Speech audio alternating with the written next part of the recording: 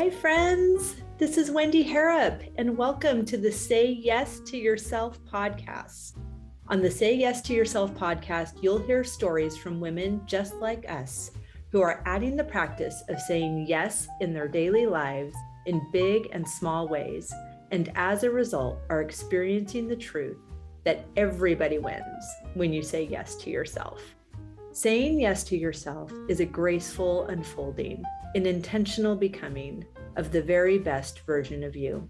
It is my hope that in these conversations, we are able to find our truth and be inspired and empowered to live our very best lives. I'm so excited to go on this journey with you, and I look forward to finding a bit of our own story in each other's. Hey there, I'm so glad you're here. Before we get into today's episode, I wanted to give you a little snapshot, a little peek behind the curtain. This is a soundbite from a recent team meeting with my fabulous podcast producer, Christine, and my social media queen, Nicole.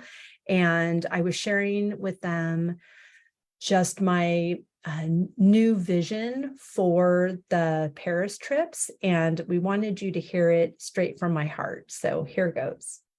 After Kenya, I have felt like it's a different trip. Now it is Paris on purpose. There's intention to it. It's not, oh, I'm just going to go to Paris for the week because that's so fun. And you totally can. And I've done that trip, but this is not that trip. Like this trip is, I know that I think so here's a lot of things that will come up in copy as well. My birthday is next week. I'm so excited. I love my birthday. I don't need a gift, but I need a party. So hence the field dinner, hence a wedding, all of the things. Like, I just love a party. I'm turning 55. That, I don't know why that was croaky in my throat. Not croaky in my throat, but there's some significance of those numbers.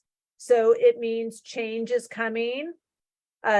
Change that is associated with adventures, freedom, self-determination, creativity, and divine energy. And then because I'm new to all this, so I'm moon cycle and numerology curious. I just feel like God speaks to us through all sorts of ways, and I want to not miss anything. So I'm going to listen to all of it. And when it all is in alignment and for my highest and best, I'm like, thank you, Jesus, I'll take it. So I'm turning 55. My birthday is June 23rd of 2023. Like it's a thing. And I know we can make anything a thing because it's just also a decision. You don't have to explain it away. We get it. Right. I'm using this thing to make a decision. And, this is an opportunity for up level. So I am feeling this movement, and I'm assuming I am not the only one that's like, all right, enough with, okay, I did a pandemic and then I went back to work and I'm actually, no, this can't be all there is. It can't be. I'm in the third act of my life, and I'm making some different decisions, and I am the author of this next chapter, and I'm deciding what's going to happen. And I'm excited about that. And I just need a minute to figure out what that is. And it's not going to happen sitting in the same room that I'm sitting in now. It's not going to happen doing the same things that I'm doing and filling my days. I need a pattern interrupt. And this is a beautiful place. You don't even have to,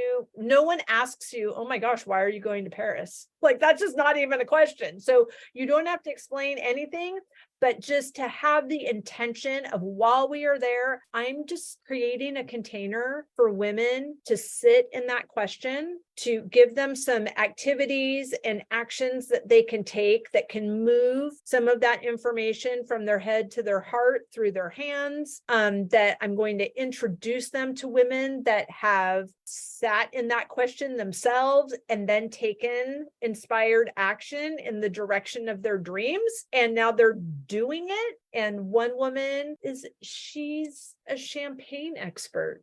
Okay. Like, that's an amazing gig. She said, and her tagline is empowering women. Let's see. It's so good. Let me just find her in here. Sorry, wait for it. We empower women one bottle of champagne at a time. I love that. Right? It's so good. And 70% of champagne is purchased by women. 27% of champagne houses are owned or managed by women, and she only uses champagnes made by women during her tasting workshops in Paris. She only takes guests to visit champagne houses where women play an important role. And it's this small way of supporting women in a male-dominated industry. And it's amazing. And she's amazing. And so we're going to meet her and do a champagne workshop with her. Hey, friends, welcome back to the podcast. I'm so glad you're here. Today, I am chatting with my friend, Michèle Heffron, and I met her, 2 or 3 years ago at a retreat in New York with our still mentor, Gina DeVee. And she's just a really phenomenal human. I have witnessed her go through so much transition in the short time that we've known each other. And she has witnessed me go through so much transition in the time that we've known each other. And it's been an absolute joy to witness that. Each of us feel the same way. So a little bit about her. Michèle Heffron is a passionate and experienced life coach who believes in empowering women and harnessing the power of love to create a better world. With a deep understanding of the transformative power of personal growth and self-improvement, Michèle helps women unlock their full potential and achieve their goals. Michèle recognizes the unique challenges faced by women in society and is dedicated to supporting women in overcoming these obstacles and embracing their inner strength.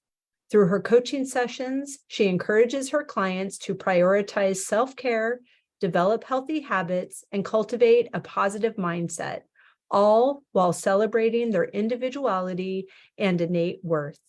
With a warm and compassionate approach, Michèle helps her clients gain clarity, confidence, and a renewed sense of purpose. By guiding them through the process of discovering their true passions and values, she empowers them to create a life that aligns with their deepest desires and aspirations. Ultimately, Michèle believes that by becoming the best version of ourselves, we can make a positive impact on the world around us. Through her coaching, she inspires individuals to embrace their potential and use their unique gifts to create a better future for themselves and those around them. Friends, you are going to love Michèle. I can't wait for you to get to know her and hear all of the wonderful things that she is up to and how she is providing just a new vision and a new way for her clients and for herself. So sit back and relax and enjoy the latest episode with my friend, Michèle Heffron. Michèle Heffron, I am so excited to see your beautiful face, and I am really looking forward to this conversation. Thank you for being here. Oh, I am thrilled to be here, Wendy. Thank you so much for having me. Of course, it's my great pleasure. I love having conversations with you, and we're just about to be roomies in Cancun, where we have lots of fun conversations. I'm looking forward to continuing that with you. And I would love to start our conversation with a question that I ask all of my guests. And I feel like your answer requires a little bit of backstory. So you may answer this however feels most aligned to you. But the question is this: how are you saying yes to yourself in this season? Yes. Wow. Good question. Oh, in so many ways. In so many ways. So for your listeners, I have taken myself through a very big life transition, starting about 14 years ago, really. But after I start looking at really what has happened in my life, it's been coming for a long time, which is really, I think for many of us, what happens over a lifetime, we start to see where the through thread is. I got that word out.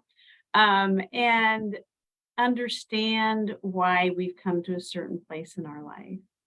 And so for me, what I'm doing right now to say yes to myself is really, really taking a good hard look at what I want and need and desire in my life, and not at the expense of others so much. It's more for the good of others, because I believe so much that, and have learned so much that if we don't do things that make our own hearts sing, then it's really hard for us to model that for the other people in our lives. And so I've taken a very big departure from where I used to be in the corporate world. I stepped completely out of it and followed my passion and dreams to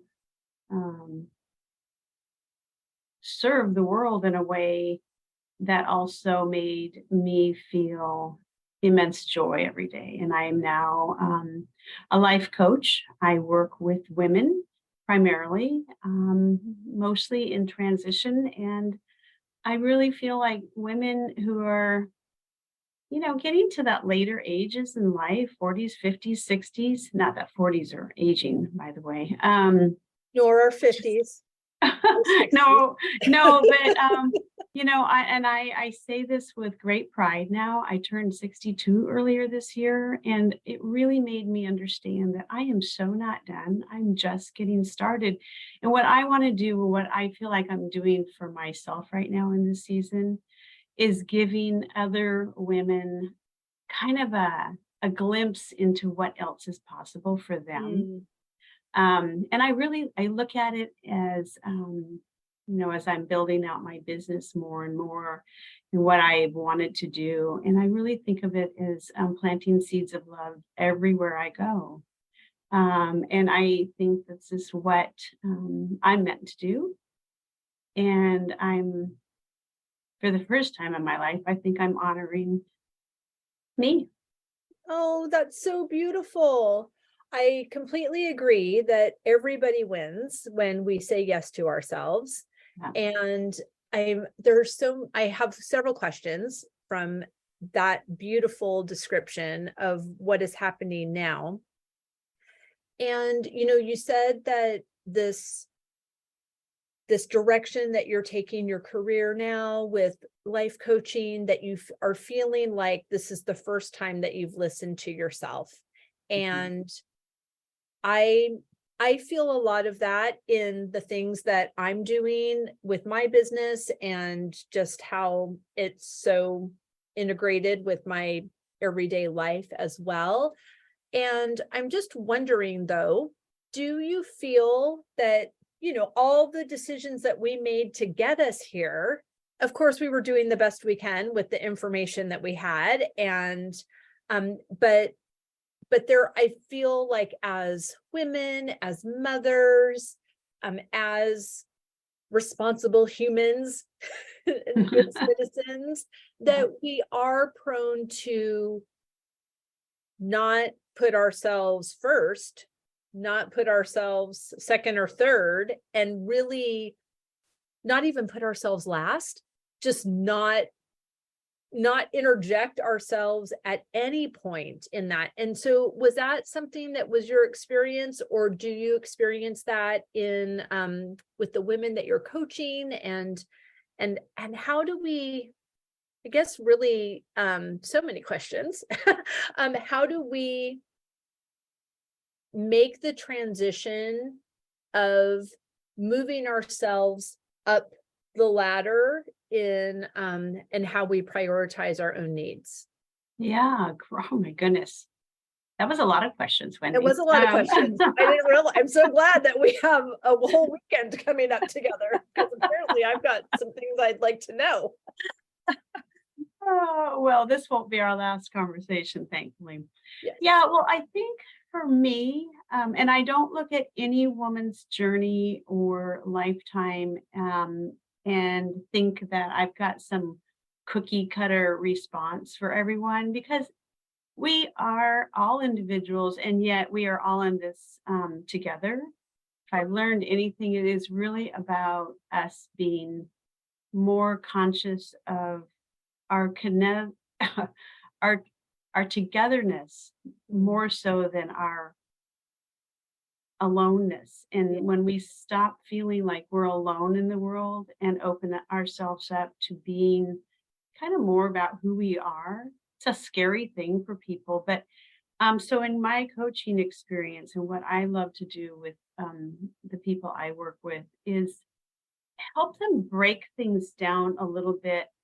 So you're not looking at what's that big ginormous thing I want to do out there, Right. because that's where we tend to go.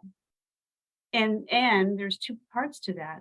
Part of us doesn't ever want to share that with people because we think they're going to think we're stupid or silly or ridiculous, or how are we going to do that? And you don't have any money and you don't have experience doing that. And you're too this, too that, too.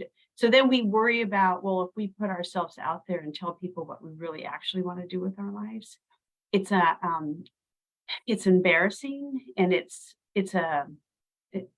just puts us at a disadvantage sometimes. And so the first Well, steps, it's very I think, vulnerable. It's very yes, vulnerable because that dream is precious and you don't want to put it in front of someone who's going to step on it. And then you start thinking, ooh, do I Yeah. know anybody who's not going to step on it? So No. maybe I'll just keep it inside. Yeah. But it doesn't get any water or sunshine if you do Yeah. that. Exactly. Nurturing is so important. And it's really, it's hiding ourselves for years and years and years and letting all of the stuff pile up on top. I was thinking about it in terms of this the other day, because I, as you know, love hearts. You do. I have the heart that you gave me right here on my desk. Okay, I have hearts. Oh, I love it. I have hearts everywhere in my house and I love them. I collect them. I give them away. And I was thinking about this the other day. It's almost like we have we come in an hourglass. It's a, and at the top of it, when we're born, say we have 100 hearts in there. And each of those hearts is, kind of a year that goes by. And when we're babies, all those little hearts are bright and shiny and awesomeness. And when we're having a wonderful time in life, especially when we're little kids, we're still that young, vibrant, like little person who came out as a bundle of love. And so as the hearts go through, year by year, they're turning to gold because they become golden hearts. But as we get older and people start telling us who we are and what we're supposed to do and how we're supposed to live and all the different things, the little hearts start to turn brittly and black and little clouds around them. And so you can't see the bright, shiny awesomeness that they were underneath there. But the truth is, the heart is still there. All this other stuff is just piled up around it. Mm. And for us, it's taking it step by step to sort of get through all that grime and nastiness that has built on top of us. And that's what I really hope people see, is that their golden hearts are still there. We just sometimes don't realize it. And having to break out of that cloud can be really daunting, because that's when we have to either say, gosh, this is who I am, or I'm going to let you tell me who I'm going to be for the rest of my life. Mm. And at some point in our lives, and I hope sooner than later, women especially can learn that they have so much more to give, and those around them who might not approve, maybe weren't ever in their camp in the beginning. And it's a hard thing. I mean, my personal pathway through all this, I've lost people. People still think I'm crazy for doing what I've done. And I'm also having to learn how to break out of a persona that I became, because that's, what people expected me to be. Can you say more about people thinking you're crazy doing what you've done? Do you mean leaving your corporate job and becoming a life coach? Yeah. Well, there's a few things. I mean, I'll go way back a little bit. I've actually been through a lot in my life. I've gone through two pretty significant divorces. The first one, I was pretty young and it wasn't quite as traumatic, but the second one was. And in that instant, I left, a pretty cushy life in suburbia with a big home. And when I realized that the relationship was not serving me in a way that was beneficial. And I knew that I had to leave. And I didn't realize I had nothing. I thought that I had more. And I literally left the big house and I took my clothes and my son at the time, who was going into the 6th grade. And I had a daughter in college. I didn't have a job. I didn't really have a bank account of any sort. And I didn't have a credit card. And I didn't know what I was going to do. Oh my gosh. And I had to decide, gosh, am I going to let life just take me? Or am I going to make a decision and do something for myself? And what I realized through that is I was much stronger than I ever thought I was. And I know that so many other women are maybe not in that boat, but they're in some boat that's similar to that. And how can I help them get through this in a more graceful and dignified way, with less pain, more hope, in a way that shows them really how brilliant they are and how much more they have to offer. Right. And so people thought I was completely nuts to leave that situation. Absolutely crazy. Because they had a very limited perspective of what your life was like. Exactly. Yes. So the people that say you are crazy are also ill-informed. Yes. And another reason I think people say that, besides not having information, is that if they admit how courageous you are and how brave you are, then it's also a reflection on their decision to remain inactive in making their own life better. Yeah. Really have to consider the source of the people that are calling us crazy. Yeah. But, we work really hard in our lives to defend the reasons why we do things. We work really, really hard to say why this is the right way to do things. And we've all done it. And I've certainly been in that boat. And I now know, as I look back at what I've said and done throughout my life, is, I could have been a little more curious in those situations. I could have been more empathetic for what other people might have been going through.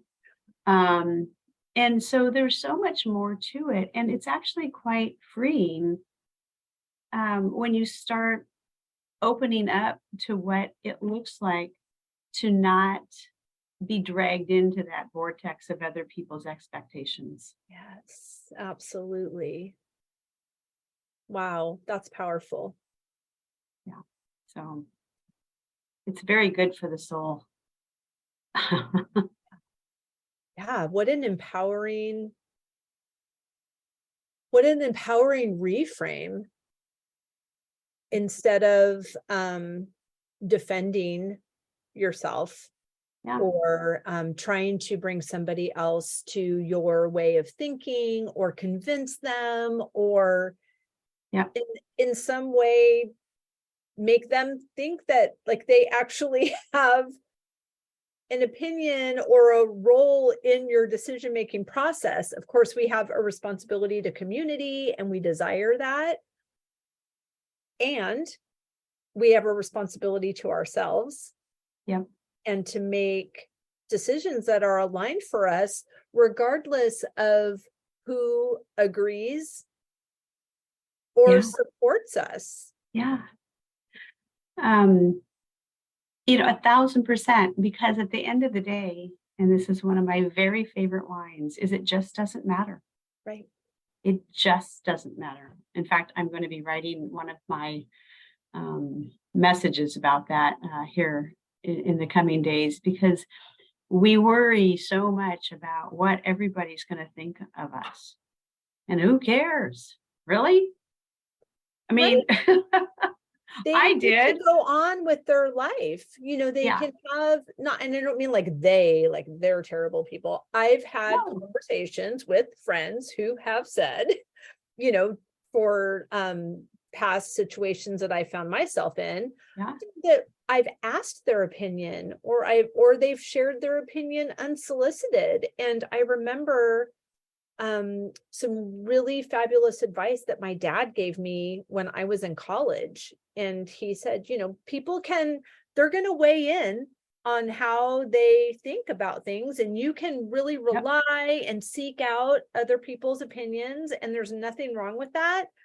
But you need to have peace with the decision that you make, because they're all going to go on with their own lives, and you're the one that lives with the consequences of your decisions. So it can be the same thing that someone else says, but it also needs to belong to you, and you need to be vested in that. And sometimes that means you have a really large group of supporters because that decision was obvious to any normal person. And sometimes it can be pretty isolating because you find out that your decision has now caused a wedge between some relationships. Yeah. That's something that I'm experiencing to some degree with my decision to end my marriage. And there's something that happens with that mindset of not caring. It's like I care because I have feelings, but I also don't care enough to make this other person comfortable by living a life that isn't aligned for me or is inauthentic. And so I have found that I've just purposely, and the pandemic helped, kind of narrowed my circle of opinions that I'm available for. Yeah. And that it's fine. It's a very curated group, and it is very supportive, and I'm thrilled that you're in that circle. And I still have ownership and agency over my decisions, but I'm just not available for a lot of opinions in this moment. And it's a beautiful thing. And I've been a very small part of that over the last couple of years with you. And what is so incredibly beautiful to have seen you unfold in the way that you have, with such grace and what's the word I'm trying to think of? It's the alignment of what you know to be who you are becoming, and to keep going down that path, and also just have that perseverance of this is where I'm going, and I am going to get there, and it's going to take these steps, and that's okay. Everything doesn't have to happen today, and I'm going to love the journey and each step along the way as I'm doing it, and be so incredibly grateful just to be able to wake up and be you each day. And that's how I feel right now with my life. I mean, every single day I get up and I am so grateful that I get to do what I do. And I never really felt like that before. Even though I always felt like I was in service of some sort to people, I feel like now I'm making the biggest difference in the world that I could ever have made by some of the other work that I'd done in the past. But I've seen that in you over the last couple of years. And it's just been, it's what helps us continue to grow, I think. And having my own shedding, if you will, of some people in my life, I've been a lot more intentional about building a community around me of people who care about me and care about what I want to do and not grounded in their beliefs of what is best for me. And so I think that growth is and enlightenment involved in evolution has just been a really, really fun thing. Yeah. It's as fun as we make it. Yeah. Well, there's some days. Wait, I'm not going to tell everybody that it's been, a bed of daisies over here. There have been some days that have been really tough. And I think that's when we have also that wonderful cushion when we have friends in our lives. And for me, this group of women that I'm developing in my life that I can reach out to and say, I'm just having a tough time. Somebody send me a hug or whatever it is. And it really does matter because people reach out and they care. And I don't know that I had a lot of that in my life before. Yes, community is so important. And I feel like the group of women that we have in common, because we're all on our own paths, but we have joined arms. And when someone trips or is feeling like not as queenly as they desire to feel, that we can say that, and there's no judgment, there's only love and support. And because of that, I feel like the recovery time has gotten so much quicker. So of course, I'm only available for what delights me. And sometimes I'm sad or confused or wondering how in the world am I going to mow all the lawns and pull all the weeds and do all the dishes and the ironing and the laundry and all the Instagram and sell the trips and iron the sheets for the farm stays and make dinner and time for school pickup and there's 3,000 things I thought of just now that I didn't mention. I don't know. I don't know, but I feel empowered. I feel supported. I feel supported by God. I feel, one way that I feel that support from God is by the people that he's brought to me in this tight circle that it is just, it's otherworldly. And just the word supported really comes up a lot when I think about these different communities. And I have it in the group that we share in our mastermind, but I also have it in a couple of other circles, which is mind-blowing. Like, who gets one of those? And I have like 3 of them. So beautiful. And that's really, as I think about it, that's something that was missing for me. Yeah. Well, and I also want to mention, to your listeners, is that we don't live near one another. Nope. We're on opposite sides of the country. And we came together. It was a bit of a fluke, but it was definitely meant to be. Divine. And it was divine guidance without a doubt. And some of the other women are in different countries. And so it's not, we're not next door neighbors having tea every morning. We are really literally in different parts of the country. I live in the Pacific Northwest, and most of you know that Wendy's in Massachusetts. And so that's what's beautiful. We do not have to have somebody right here in our neighborhood. That's an extra bonus. And it's one of the things I've become more intentional about in my life is actually saying, I am here. I really desire to build a community of women here too that I could, go for a walk with on Thursday night after my day is done and things like that. And so it's available to me. Mm-hmm. I have to be intentional, as we all do, about putting those kinds of people in our lives and attracting those kinds of support systems in our life. And that's part of what I help other women do too, is that you have to become that person who's going to attract that into your life.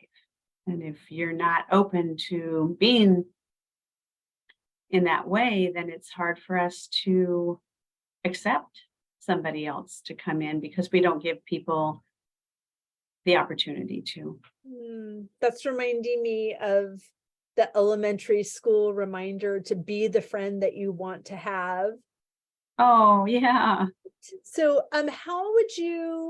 do you have some tips of how, if someone's listening and they're saying, well, gee, yeah, I'd love to have community, but I've either moved to a new place or I don't know my neighbors, or, my kids aren't in school anymore. So how do I make new friends? What are some things that have worked for you or things that you counsel your clients to do? Yeah. That's a great question, especially coming through this pandemic now, because in my life before, I was very out and about. I was networking and meeting people pretty consistently and developing friends through that. And of course, that before I had kids, who now they're older and have moved to different cities. And I think that part of it is doing some homework and looking to see what's happening in your community, to see where you might be able to get involved. I think one of the biggest things for me was getting very clear in my mind and in my heart what types of people I wanted to attract into my life. And I really thought about it a lot, and it's starting to happen. I'm not saying this happened overnight, but I met a lady at the gym the other day, and it turns out she lives in my building. And turns out she's an esthetician and has her own company. And it looks like we're about the same age. And there was just so many commonalities. And I reached out to her and said, hey, I'd like to come and visit you at your business one day. And I know, you're in my building. Would you like to go for a walk one night? She was so excited that somebody would ask her to do that because she too was sitting in the same boat that I am, wondering, where am I going to find people? I've actually reached out and gone to a couple women's in business events and just some different things like that. And I'm testing it. I'm just seeing what's out there and where might I meet people. And I have friends too who I do get out and about a little bit, but I'm being a lot more conscious of what types of people do I want in my life? Because I don't want to be in a situation where there's people who are all into gossip there are just things for me that don't work. Right. And so I wanted to be intentional, I guess that's the biggest tip I had is I got very clear on not what they looked like, not who they were or what they did, not anything like that. It was really more about understanding who they are and getting to know that person.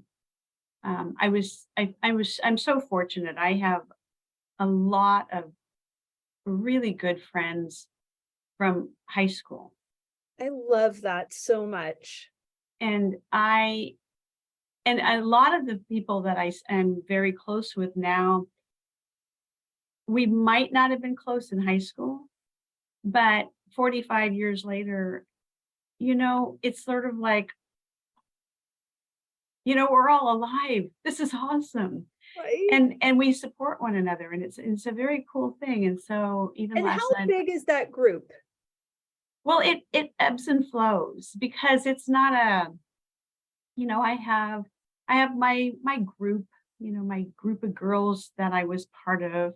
And then there's a little bigger group of that. And then there's a little bigger group of that. And it's not all girls, it's a lot of just a lot of it. So I would say we have a group text message, and I didn't put it together. I don't know, we have a mayor, kind of like Okay. Wendy, and Wendy's known as our mayor. And he is the one who kind of orchestrates a lot of this stuff. Funny enough, I've known him since I was in the 5th grade. Oh my And God. we're still very, very close friends. And so I do feel like I have this other support group out there.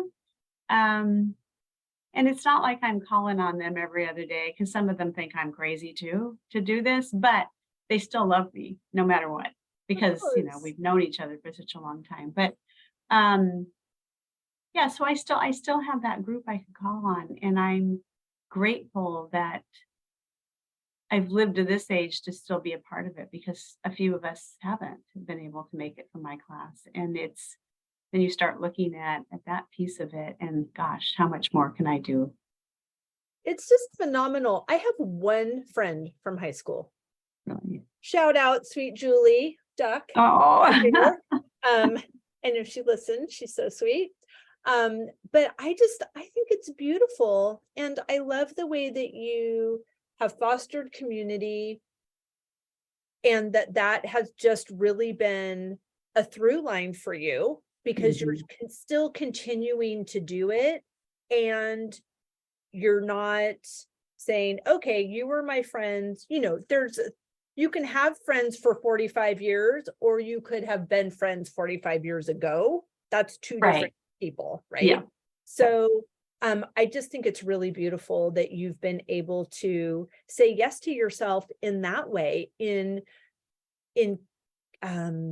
fostering community that is long-standing, but also opening your heart to aligned community that is new to you. Exactly. That's a gift. Yeah. And it's fun. Yes. And it's for everyone. I really do. I believe that. I'm one of the things I do with my work is just really try to help people stop labeling themselves. Well, I'm this. I'm an introvert. I can't possibly make friends. Right. I'm an extrovert, and I'm unfiltered. I say anything. Or this some of the things I'm like, okay. Well, let's find out a little bit more about that. And why do we label ourselves? That's a good question. Can I share a story with your listeners? This is how limited I was. Not all that long ago, really. I was divinely guided to go to a retreat, a women's retreat in New York a couple years ago. And I had no idea what to expect. I knew no one going into it. It was a complete boing, sign up for this thing, buy a ticket, a flight to New York, book a hotel room. July of 2021. Yeah. Where people were still not flying very often. No. And I live, in the Pacific Northwest. I'm in the Seattle area. And off I went in July to New York. And the first day, and where there's 50 women who were allowed to attend. And I thought, okay. And then, so we're all sitting in this room together. And the first exercise we went through was pretty powerful. And then we started introducing ourselves. And Wendy got up, and before she could even say hello, she was in tears and crying. They know. And they know. That's how they know I'm not lying. I know. And I can tell this story now because I tell it with complete love. I hear it with love. And I was such a stonewaller at that time and so unwarm in so many ways with all these strangers. And I was like, oh my goodness, I was saying this to myself. We've got a crier in the room. And oh, and then before you know it, we're rooming together on different things. And by the end of that weekend, I couldn't keep my tears in. I was so emotionally touched by what transpired that weekend. And so it really made me go, let's just take a little moment here and let's not start labeling people before we even know who they are. Because I just wrote about this last week, is that we never know at any given moment what's happening in somebody's life. Right. And it's just so unfortunate, sad to me that we are so quick to judge. And I am overcoming that as much as I possibly can every single day. And it's making me even, I wake up freer and happier because of it. Yeah, that's beautiful. It's funny that you bring up that opening exercise. I had the opportunity a few months ago to interview Andrea Walsh for the podcast. So we'll link to that episode in the show notes as well.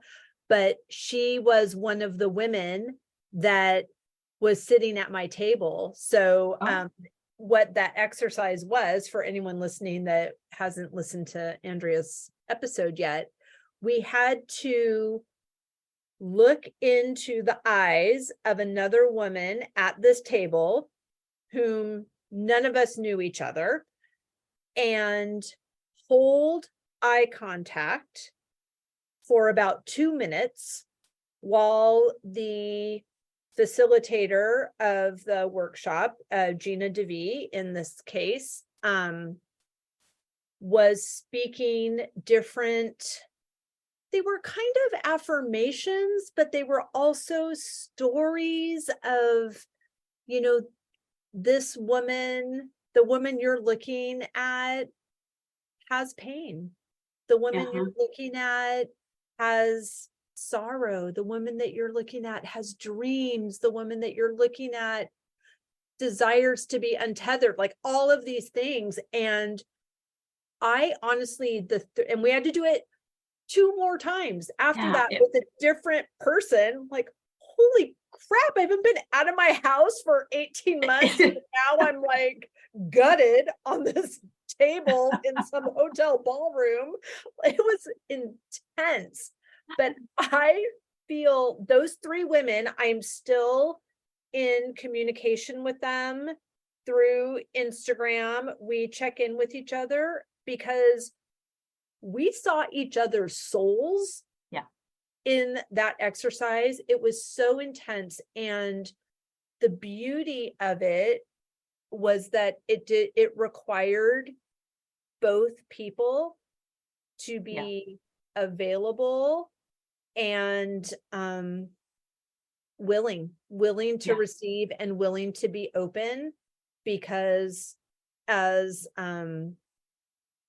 unfamiliar as it was to somebody who, cries with whatever's important to her, it would have been so uncomfortable to somebody who was all boxed up.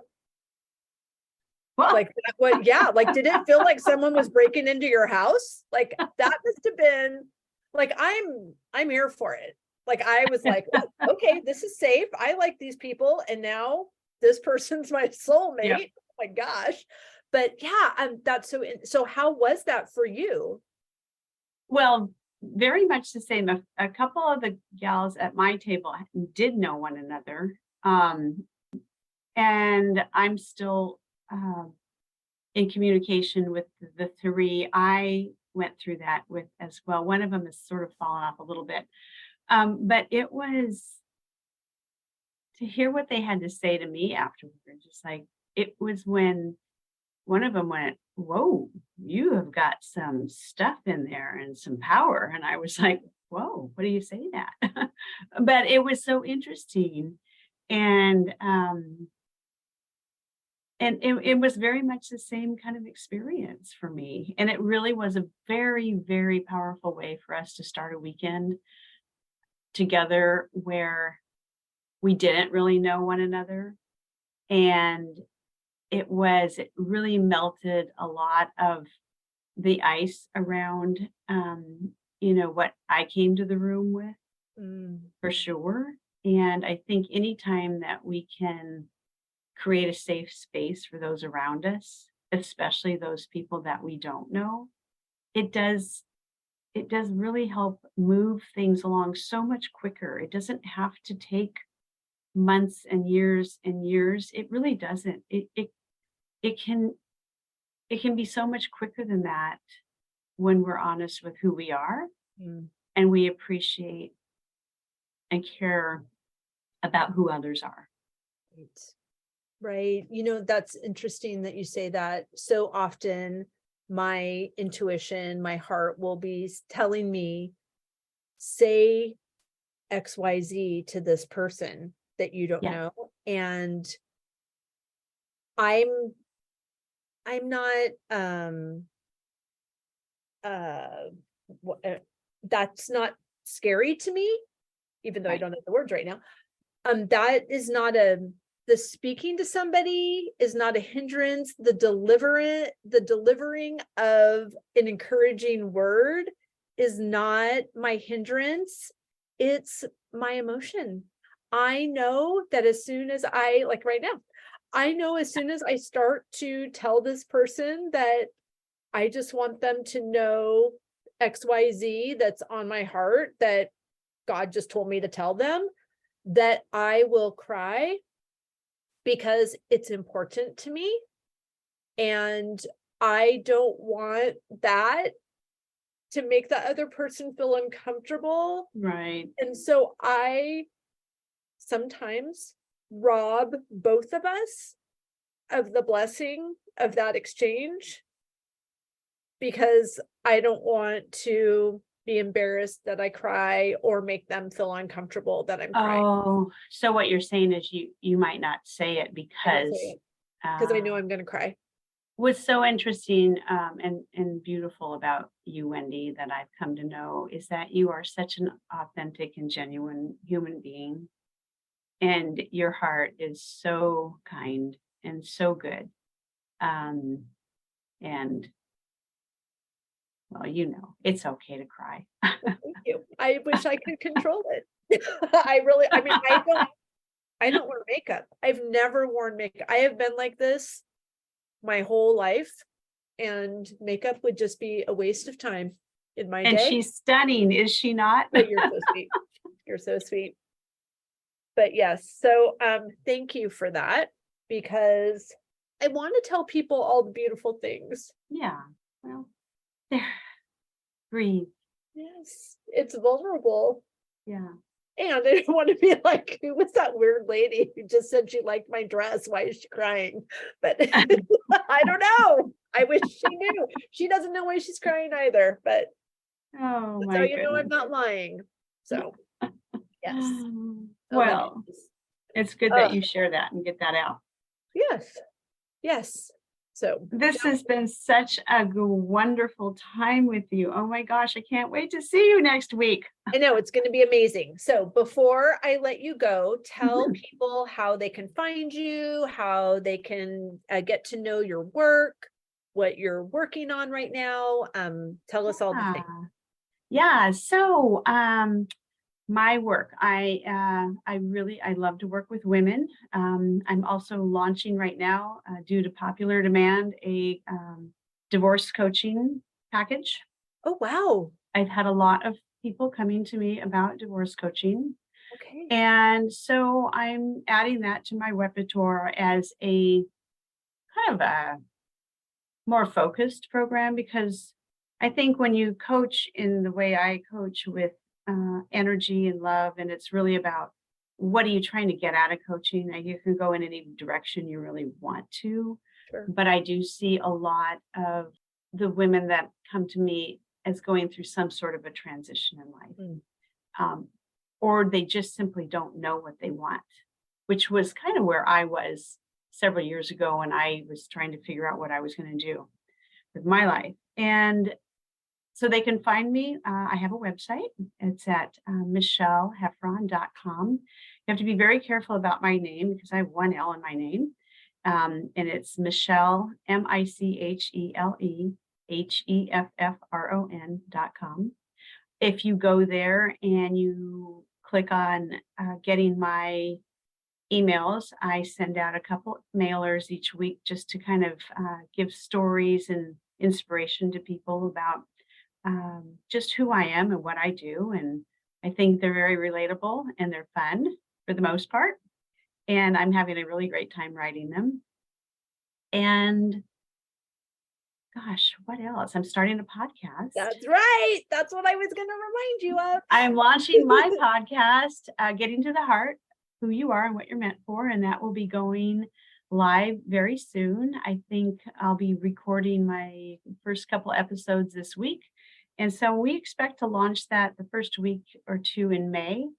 And if you get my newsletter and my emails, you'll find out when that is actually going to launch. But I would love to have you click on there. You can also follow me on LinkedIn and on Facebook right now. And we're working on Instagram. But, I can only do so much at a time. We're all doing the best we can.